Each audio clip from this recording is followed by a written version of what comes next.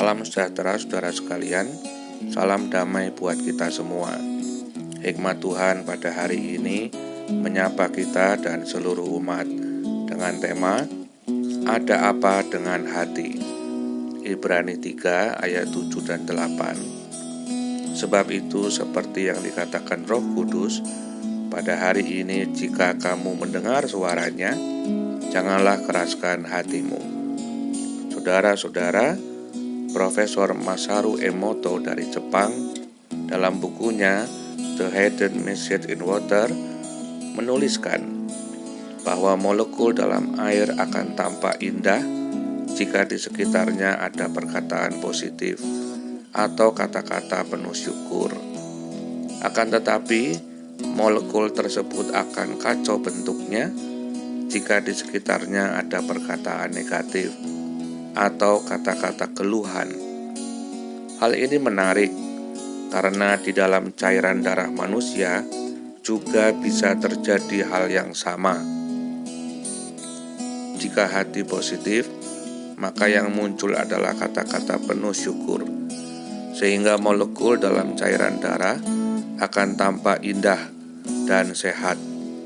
Namun jika hati negatif, maka yang muncul adalah keluhan-keluhan, sehingga molekul dalam cairan darah akan tampak kacau dan tubuh menjadi kurang sehat. Demikianlah tulisan Profesor Masaru Emoto. Jadi, kondisi hati akan menular, bahkan berpengaruh pada kondisi darah, dan tentunya juga pada kondisi kesehatan kita. Itu sebabnya Alkitab mengatakan hati yang gembira adalah obat. Dan Roh Kudus juga mengatakan, jika kamu mendengar suaranya, janganlah keraskan hatimu. Karena disitulah hati akan dibentuk. Sebab hati ikut menentukan apa yang keluar dari dalam mulut dan apa yang keluar dari dalam pikiran.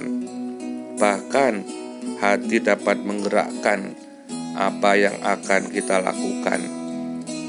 Semuanya berasal dari hati. Kok bisa ya? Dari hati menular ke darah. Ternyata dari hati dapat menular juga ke orang-orang di sekitar kita. Ketika kita duduk dekat seseorang yang kondisi hatinya lagi jelek atau bad mood, maka kita pun akan merasa gak nyaman. Dan ketika kondisi hati kita juga sedang jelek, maka anak-anak kita pun merasa tidak nyaman berada di dekat kita. Berbahagialah ketika kita tidak mengeraskan hati, sebab disitulah hati kita akan dibentuk oleh Allah, agar dapat memancarkan dan menularkan segala yang baik. Amin.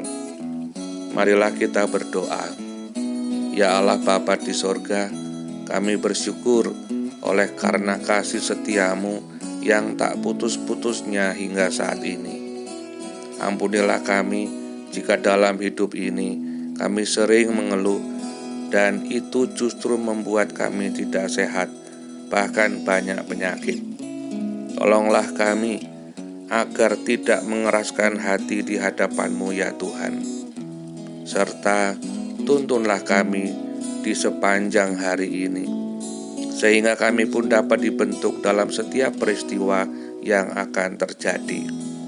Terima kasih ya Tuhan, sebab Engkaulah yang empunya kuasa dan kemuliaan sampai selama-lamanya. Amin. Semoga Tuhan memberkati kita semua. Dan sampai jumpa pada renungan berikutnya.